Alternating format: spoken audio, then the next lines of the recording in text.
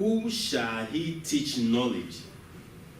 And whom shall he make to understand doctrine? Them that are weaned from the milk and drawn from the breast. For precept must be upon precept, precept upon precept, line upon line, line upon line, here a little and there a little. Hallelujah. So when we look at the writer, what Isaiah was speaking at that time, when you read the subsequent scriptures, we see that many people have gone astray. People who are drinking priests, and many have erred from the fruit of the word of God. And the question came that whom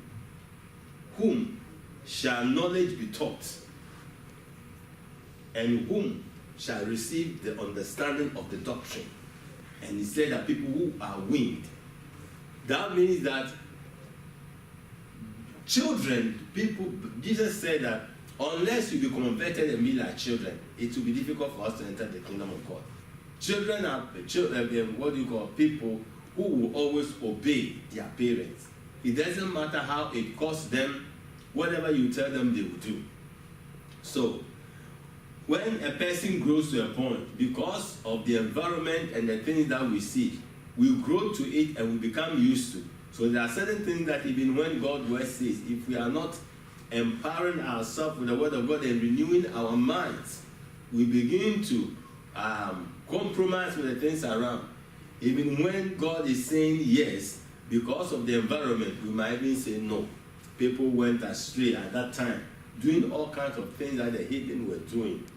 And the question came that whom should knowledge be taught? That is why he said that precept must be upon precept when it comes to the word of God. You don't balance anything, take something out, and then try to put in something that is on your own. Today, many people are trying to live the word of God and twist God's word to suit the way they want to live. And then they will tell you that the Christianity is in the heart. It is not all about it's in the heart, but what is in the heart comes out. What Jesus said. He said that anything that is within, that comes out. It is that thing that defiles a man. Hallelujah. And he says that it should be line upon line. So when you are going through the gospel, everything should be intact according as God has put in that. We don't have to make any form of changes. He says that line upon line, and a little here and a little there. That is how the word of God goes. Every word of God has its mate. You can see the same similar word in the Old Testament. You can see it being fulfilled in the New Testament.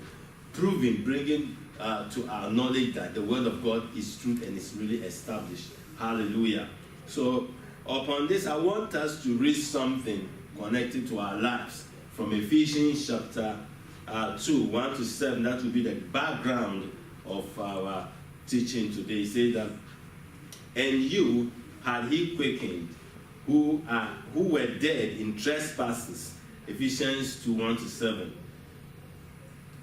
And you had he quickened who were dead in trespasses and sins, wherein in time past ye walked according to the course of this world, according to the prince of the power of the air, the spirit that now worketh in the children of disobedience, among whom also we all had our conversation in time past, in the lust of our flesh, fulfilling the desires of the flesh and of the mind, and were by nature the children of wrath, even as others.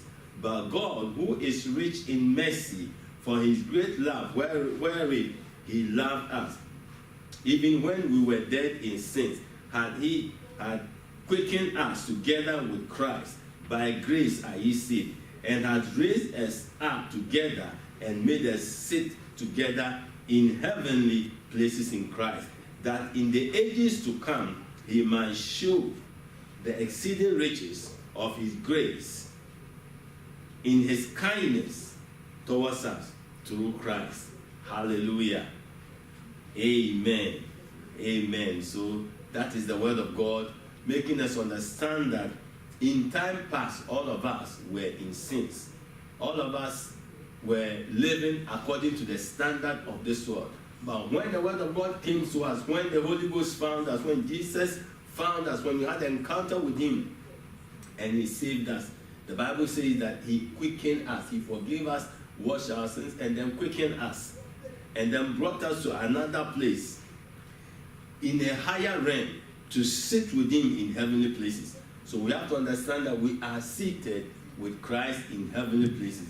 Therefore, our lifestyle have to be according as he has placed it. Hallelujah. So living above the line. There is a line that has been set where our Christian life have to be based upon. There is a demarcation because we are living in a world. The Bible says that we are in the world, but we are not of the world. That is why we have to see the demarcation. We are in it, but we are not of it. So whatever we do, we are in another kingdom, which is inside another kingdom. We are a kingdom of light operating in the kingdom of darkness. So we have to understand and know where we are going, and what we are doing. When the children of Israel were going to occupy the land, the Lord told them that because of those things that they were doing, that is why he is driving them out to give the place to them. So when they go, they should not copy whatever they are doing. They should make sure they destroy everything about this, and then they live according to his word, his standard that he has set. Hallelujah. So living above the line, that is what we are speaking on today. So if you look at it carefully, it is talking about living a successful and fulfilling life that is honest, authentic, genuine in every area of our life. A genuine life, not a deceitful life. Many people try to cover up things, sugarcoat things, and live anyhow, but trying to portray a kind of image that they are serving God. But we have to live above a standard that God has set without going below. Coming below it is compromising with the things of the world. That is where we have to understand. Hallelujah. So, an imaginary line, we choose to live above or below. So, as we see, the Bible says that we are living or we are sitting in heavenly places in Christ. So, the line that I'm talking about is not the physical line that is drawn, but by the word of God, you can begin to picture that line in your mind's eye, that there is a kind of demarcation, a rule that God has placed, that you are at this side and not on the other side. That's why the Bible says that we have been translated from the kingdom of darkness into the kingdom of light. Though we are still mingled in this dark world, but we are still in the kingdom of light. Hallelujah. We are in the light at the same time. That's why we don't compromise with the standard of the world. Many things that are going on in the world are some things that are being programmed and projected for the world to go. But the moment we begin to go by them, the moment we begin to compromise, we begin to lose sight and we begin to drop from where we are. Well, we are above and not beneath. The Bible says that we are seated above principalities and powers, far above. That is where Christ is seated. So we have to have that knowledge, understanding that that is where we have been seated. So we do not have to compromise with everything that the world is going or doing. Hallelujah. There are a lot of things that are coming, and we have to be mindful of all these things so that we don't get frustrated, or we don't get contaminated, or we don't get entangled with the things of the world. He said living above the line attracts people who live above the line. Hallelujah. So when you are living above that line, all those people who are also living above the line will be attracted. You can be able to flow with them. But when you begin to live below, you will see that you wouldn't even feel comfortable when you meet people living above the line. So when we look at the example, let me read from 1 Timothy 4, verse 12, which says that, let no man despise thy youth. That is what Paul was Paul writing to Timothy and encouraging him. He said, but be thou an example of the believers in word, in conversation, in charity, in spirit, in faith, and in purity. Hallelujah. Look at the things that he mentioned. They are very, very powerful. He said, among the believers, he says that you have to be an example. He was telling Timothy to be an example, a young pastor, in word, and then in what? Conversation. As you speak with other people in anything, you have to be an example. You don't have allow corrupt words to come out of your mouth. And he said, in charity, that is good deeds, word, love, and other thing, and in the spirit, and in faith, and in purity. That means that our lifestyle, our character, everything about us should be set an example. When people see us, they have to see Christ in us. They have to know that, yes, this person is a different person altogether. We don't have to compromise with the things of the world.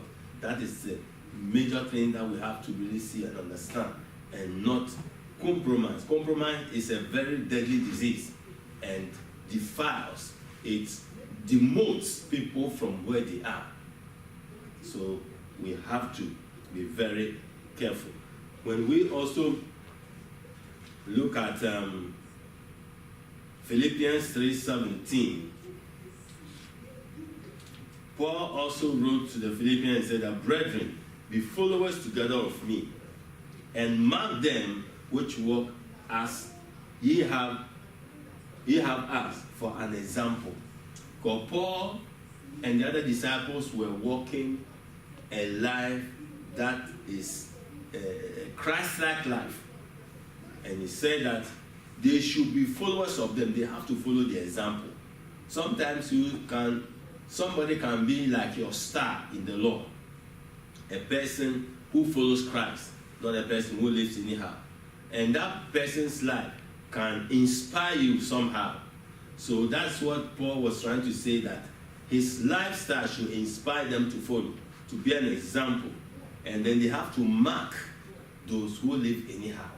But there are some people who are still in church, who are believers, but their lifestyle does not please God. They don't live according to the standard of the Word of God. So this is where the Bible says, mark them. Mark them. So when you mark them, when they are coming your way, you have to be alert. If you really don't mark them, what will happen is that by the time you see, they can convince you and then push you in doing something that you are not supposed to do. Hallelujah. So we need to be watchful in this very area. He said, mark those who live anyhow. And then we have to live an exemplary life by following Christ. Hallelujah. Hallelujah. He says, living above the line is a life of faith. So when you're living above the line, the Bible says that we live by faith and not by sight. So as we live according to the word of God. God might say some certain things. You might see situations in another way, but you still have to believe God. The Bible says that those who come to God should believe that He is, and that He is the rewarder of them who diligently seek Him. And as we follow the Lord, as we seek Him and walk by faith, we will fulfill our mandate on earth. Living above the line means we must live in harmony with the lines God has drawn for us. Hallelujah. God has set some demarcation. There are some certain things that God says don't do, and there are certain things that He will say do it. So we have to make sure that we are going by what God's word is saying. Hallelujah. I believe I'm making some points. Amen. Amen. So He says that we have to look where the line of God is. Hallelujah. Where God's line is. So when we look at the system or the word of God, He says that the moral life and the truth or doctrine of the word of God teaches us and makes us see where God's line is. Because God told his children that they should love Him. The first commandment in all, He said, love God with all your heart, with all your soul, with all your might. Everything about you. love God with. And the second, love your neighbor as yourself. So you can see that great line that is there. When you break it down, you will see many other things. And then the word of God also says that we have to seek God's kingdom and his righteousness first. And he said, all other things shall be added unto us. So when it comes to our seeking, if we are seeking other things beside what God says we should seek, then we know that we are deviating from where we are supposed to be. Hallelujah. So all the time we have to make sure that we are picturing what God has put down for us to do, so that we don't go outside it. Hallelujah. There are a lot of scriptures here that I wish we could have read them one after the other. So let me read something quickly from Jeremiah chapter 10:23. Can you put it on the board for us? Jeremiah chapter 10 verse 23. Jeremiah 10:23. You can see something from there. Hallelujah. The word of God is powerful. The word of God is truth. Amen. Hallelujah. Thank you, Jesus.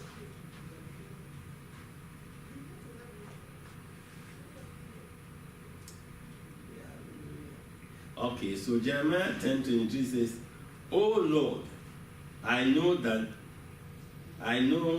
the way of man is not in himself.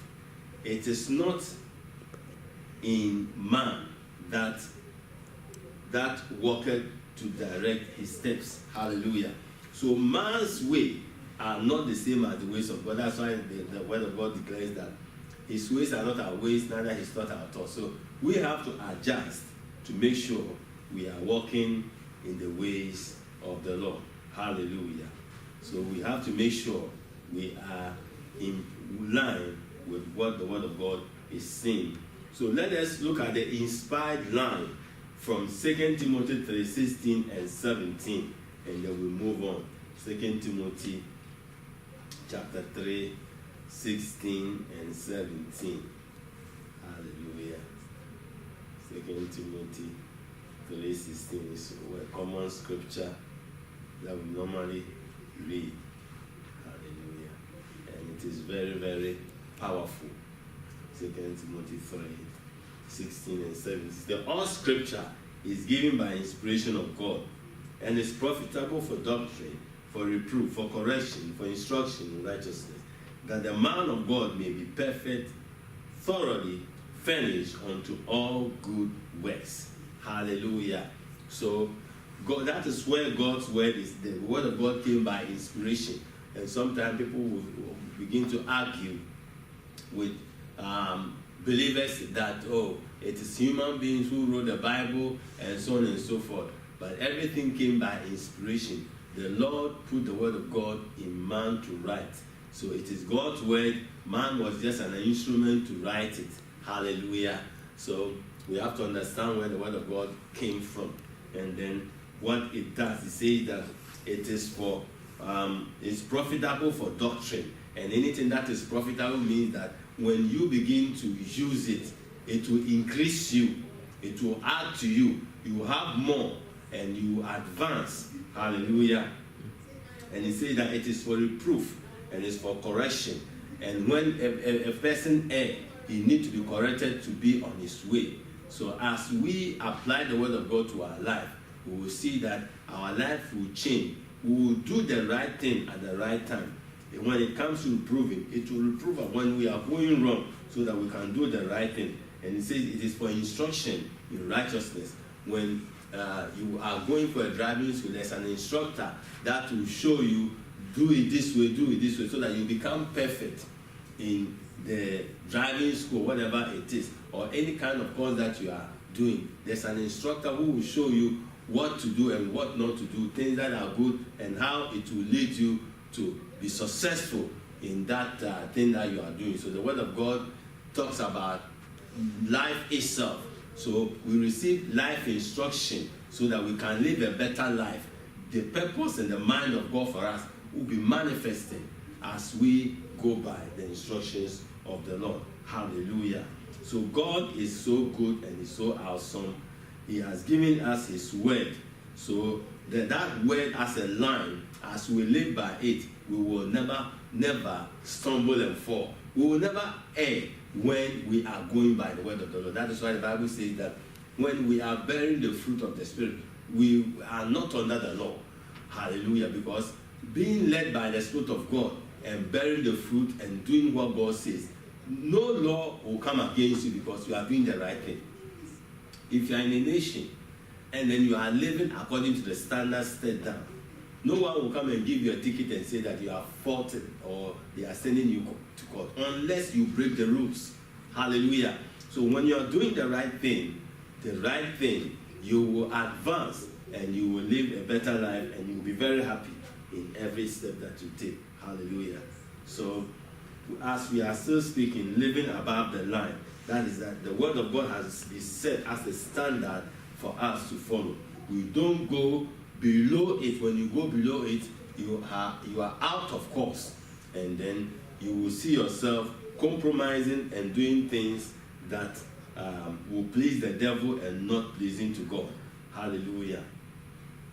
So line that pleases God and established by revelation. So God has established his word through revelation as we see.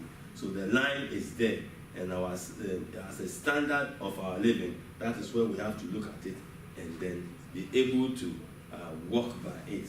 And as we do it, we will see the glory of the Lord. Hallelujah. So our aim is to please God by honoring and living above the line. So when we live above the line, we please God and we honor him. When we live below, we grieve the Spirit of God. Hallelujah. So as we are still looking on the line, the Lord draws a bright line and obligates us to honor them. Those lines that he has drawn, there are a lot of scriptures, but I'm not reading them. I will still reflect on these so that we can still know. God's lines are truth and error. He has made us see what the truth is. God's line, as he has said to us, is good and evil, as we can see. God's line, as we can see, that has been drawn. We can see sin and righteousness. Hallelujah. So the line will be there, sin will be down, righteousness will be up. So we have to live above the line, which is righteousness. In truth, you will live above the line because the truth is up and the error is down. The moment you come below the line, you live in error. Good is up, evil is down. If you live above the line, you will be living in good. But the moment you come below, you live in evil. We have God and materialism, as the scripture makes us see. So God will be up, materialism will be down. Materialism is people whose heart and everything are not based on God, but they seek earthly possession, earthly things. They are carnal, all the things that they are looking for, they put God aside. So the Bible talks about the seed that fell into thorns. It says that those people, that seed tried to grow, but the thorns choked them. Why? Because the thought of those people and their cravings are for riches of the world. How they become rich and do this and do that, and that is what is happening in our time. When you look at people who are sacrificing even their children, or arresting other, or stealing people's children and going to sacrifice them for ritual money in the time that we are in, all is because of the greediness of the lust for riches. People want wealth and they don't want to work to have it, but they want the quickest way by trying to sacrifice them. Some people even go as far as sacrificing their wife. I saw something that came on that somebody's wife who was pregnant with a baby. This husband has killed this woman, put her in a bag on exporting this thing for ritual money. May the Lord have mercy. All is because of the greediness of what? Wealth. That's why the Bible says that the love of money is the root of all evil. People love money so much that they don't even care about their brother's life. They don't care about their sister's life. If they can kill that person to get the money, they will do it. And that is the time that we are in. That is why the line has been drawn for us. Either you live above the line or you live below the line. So people who live above the line, look to God. The Bible says that we have to be content with whatever God has blessed us with. So when we are content with it, we will not go and then kill somebody for anything. We will not struggle ourselves. Where God has brought us, we have to be happy. After all, the Bible makes us understand that the things that are in the world, we can't carry them to the other side. We will leave them behind. But what we can take there is our good works. Your works will speak for you when you stand before the throne of grace or the judgment throne of the Lord Jesus Christ. Our works will follow us there. But worldly accomplishment, accumulations cannot take you anywhere. It will be left behind. Many people are rich. They have built factories, many things. Let us see how many of them were able to carry the, maybe if it's 10-story building and that thing, carry them into the coffin to be buried, to send to the other one. No, none of them. All of them live these riches. But the most important thing is to set our heart before the Lord, to live for the Lord. Hallelujah. So it's very, very important that we choose God rather than materialism. He says that Jesus and everyone else. That's another line that we can see. Jesus is above and other. Sometimes the Lord Jesus will want you to do something for him, and then other people too will be there. That's where you stand in between. Either you are pleasing the man or you are pleasing the Lord Jesus. You have to choose one of them. Sometimes people think that when they choose the Lord and then they leave Jesus, they are missing some certain things. But when you hold on to Jesus, you will have more friends and more relatives. Hallelujah. A man of God met a lady, saw a lady crossing. The Lord touched him, and then he had some intuition for the lady, that the lady should give herself to the Lord. As he spoke to the lady said, she loved Jesus, and she wished she could have served him, but the boyfriend doesn't like Jesus. So because of the boyfriend, he will not serve the Lord. So he will go. It was so pity. Because of the boyfriend, he said that he wouldn't want to accept Jesus as his Lord and personal Savior. He doesn't want to follow, but he wished he could. But she was doing it for the sake of the boyfriend. As she was going, when she was crossing the street, a car knocked her down, and she died. In fact, the man of God, when he saw it, was so, in fact, he had compassion, and in fact, there was sorrow in his heart, because the lady had an opportunity for escaping death by accepting Jesus. But he said that he wanted to please the boyfriend, because the boyfriend doesn't love Jesus. So because of that, she also refused Jesus Christ. And then we see where she will be going. By the time you see the boyfriend will go and take another lady, and she has lost her life, and she'll be going to hell by rejecting Jesus. So we have to stand for Jesus. That a songwriter said, I have decided to follow Jesus and no turning back. He says that if no one joins me, still I will follow. I have decided to follow Jesus and no turning back. No turning back. Hallelujah. So we have to make up our mind that we are standing for Jesus alone and that no turning back. Hallelujah. We don't have to look at other people. We don't have to see what they are doing. The Bible means that sometimes it comes to a place that even in families, because of Christ, people will be separated. You have to choose whom you will serve. That's the decision that Moses gave. What do you call it? Joshua gave to the children of Israel. Hallelujah. So we can see that what we lined up there, these are not moving lines, shifting lines, or disappearing lines. They are something that has been set down for us to follow. So we have to understand that there's a standard set for us, and we have our will to choose what we have to do. We have moral lines that we have to live above. Live morally well by the doctrines of the Lord, following what God wants us to do and not doing things anyhow. Hallelujah. So I want us to just quickly look at a scripture from Jude, just to exhort ourselves. Jude is just one chapter. So read from 3. He says, Beloved, when I gave all diligence to write unto you of all the common salvation, it was needful for me to write unto you and exhort you that ye should earnestly contend for the faith which was once delivered unto the saints. For there are certain men crept in unawares, who were before of old ordained to this condemnation, ungodly men turning the grace of our God into lasciviousness, and denying the only Lord God and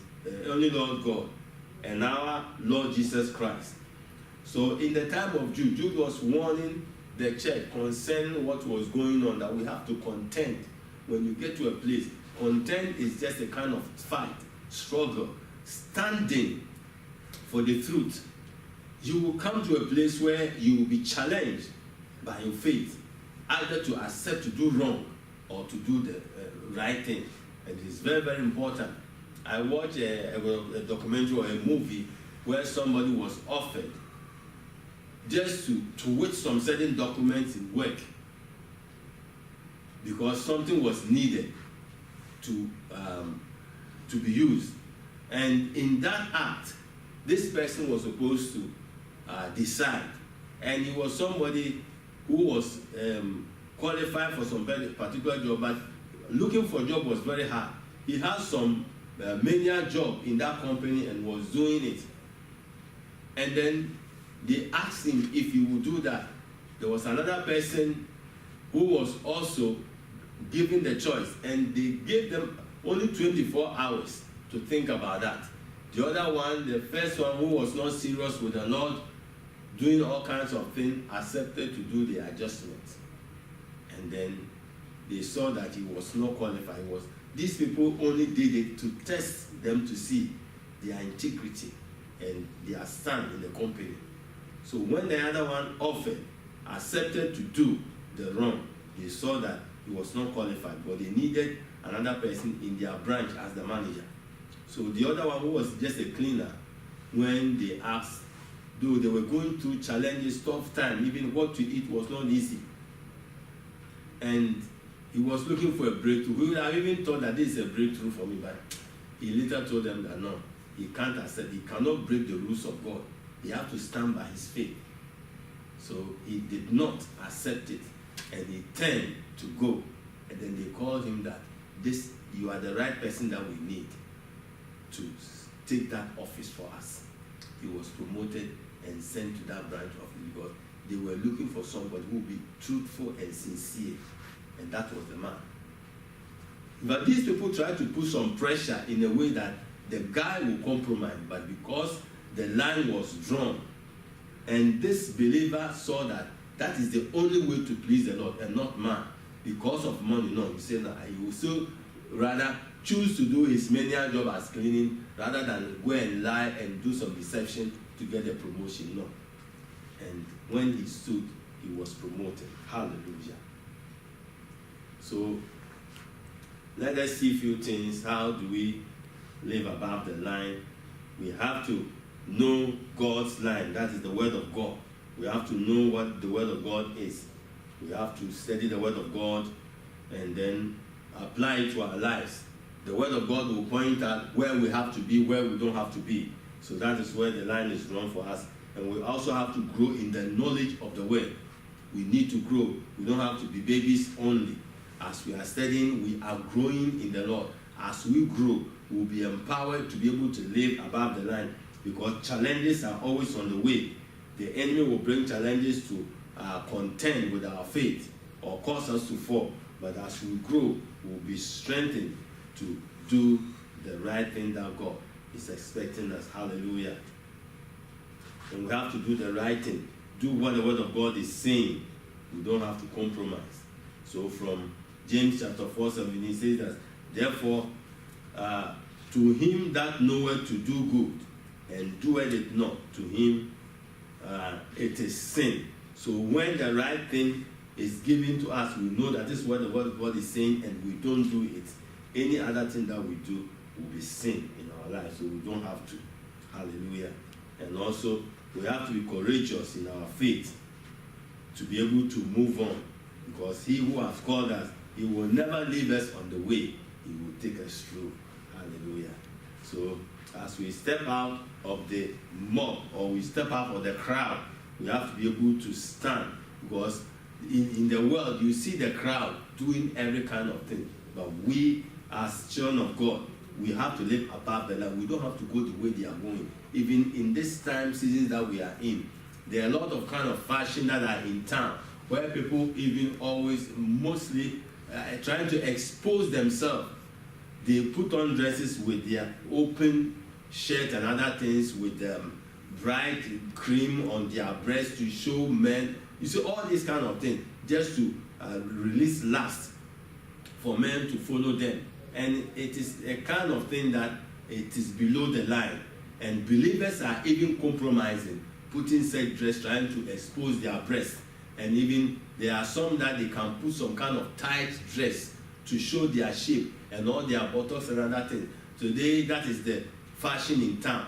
People put on all kinds of tight things to show their shape, and it is something that the enemy is using them to advertise lust, but they don't know. So if you are a child of God, you are a believer, you are a young lady, you don't have to sell yourself, allow Satan to use you to advertise hell in town. The Bible says that we have to dress modestly as children of God. You don't have to compromise. Stand out of the crowd. Be above the line. Above, somebody might tell you that you are colloquial, you are this and that, but look to the Lord who have called you, and he will honor you. The rightful men that will come your way, they know whom they are looking for. Some people think that when they dress like that, they will be attracted to men. When people begin to dress like that, they just expose themselves as street girls. And I don't think any rightful man, a good person, will look for a street girl, but they will look for the right person. Hallelujah. That is why many people, many men who are wise and sensitive, when they are looking for the best lady to marry, they go to the church. But so unfortunately that the church people are also turning out to be like the street girls, putting on all these kind of tight dresses, exposing their this thing. We pray that God will have mercy and help us to come out from that kind of system and to live above the line. That we will dress modestly. We will not be like as other people are doing, just because we want to attract men. The person that God has prepared for you, if you are a lady, the Lord is preparing your Boaz for you, and you have to be patient. Don't put on any kind of thing just to show off in town. You are trying to be like a street girl. I don't think any Boaz will look for a street girl, but they will look for somebody who is morally correct. Hallelujah. So, demands for conversion of the heart is very, very important. The Bible says from Romans 12, 1 and 2, that we have to give ourselves as a living sacrifice, acceptable to God. So we have to renew our minds as well. So when our minds are converted by the word of God, and we are living the lifestyle of the word, we will always live above. But the moment we abandon the word of God and begin to look at the standard of the living of the world, what they are doing, and begin to live that, we come below the line. But God expects us to live above the line, because to live above the line will create our way to heaven for us to be with the Lord.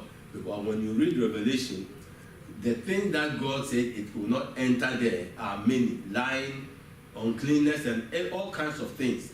But many people haven't read it. They only say, oh, Christianity is in their heart, let us do what we want to do. And people are living below the line. Let us stand and live above the line, because that is what the Lord demands from us. Hallelujah. We don't have to go by what the world is doing. We have to put away sin, which is very, very important for us. Hallelujah. So when we read from Colossians 2, 11 and 12, let me read it quickly. He said, in whom do ye in whom also ye are circumcised with a circumcision made with our hands, in putting off the body of the sin of the flesh by the circumcision of Christ, buried with him in baptism, wherein also ye are risen with him through the faith of the operation of God, who had raised him from the dead. Hallelujah. So we have been raised from the dead. So God has brought us to a place that we have to always look to where we have been called. Follow what God wants us to do. Hallelujah. So that we do not miss the mark. Hallelujah. So we need to renew our minds. We need to live by the standard of the Word of God. We have to take responsibilities of ourselves and make sure we don't blame people for the way we live. We have to stand and then be able to do what the Lord has commanded us, what He has ordained us to do. Hallelujah. So it's very, very important. We have to make sure we are doing the right thing. Let us not compromise, because compromise will cause us to live below the line. Compromise will keep us away from where we ought to be. But when we live according to the standard of the Word of the Lord, we will see ourselves doing the right thing. So, in conclusion, when we read Philippians 3:14, it says, I press toward the mark for the prize of the high calling of God in Christ Jesus. So we have to press towards the line. We have to press and move forward. We don't have to blame circumstances. We don't have to justify ourselves in any sin or anything that does not please God. We have to make sure the Word of God is the Word of God, and we have to move on. We don't have to waste the grace of God in our lives with it, but make sure that the grace of God is really used for the right thing. Hallelujah. So God is really awesome. God is faithful. And God is also a straight God. He's a loving Father. But on that day of judgment, He will judge us according to His word, not according to how we were living and compromising the word, or maybe blaming somebody on something that this person caused me to live this way. No. You have a choice at this time to live according to the Word of God, living above the line, living according to the standard of the Word of God. You don't live below the line. Below the line is living a carnal life, living the world, a life that is of the worldly system. The Bible says we don't have to love the world and the things that are in, because those that love the world, the love of the Father is not with them. So we don't have to do that. God hates us loving the world. Anyone who loves the world will always do the things of the world. It will not please God, because the person will not be fruitful. That is the seed that fell in thorns. We have to be the seed that fell on good ground, doing the Word of God and being fruitful. Hallelujah. And God will bless us. God will take us to higher levels in Him. And our way to heaven is sure when we live above the line. So this is what I'm leaving to us today. Now let us adjust ourselves, making sure that our calling and our election is sure. We are living above the line and not below the line. Hallelujah. So we're going to bow our heads as we're going to pray.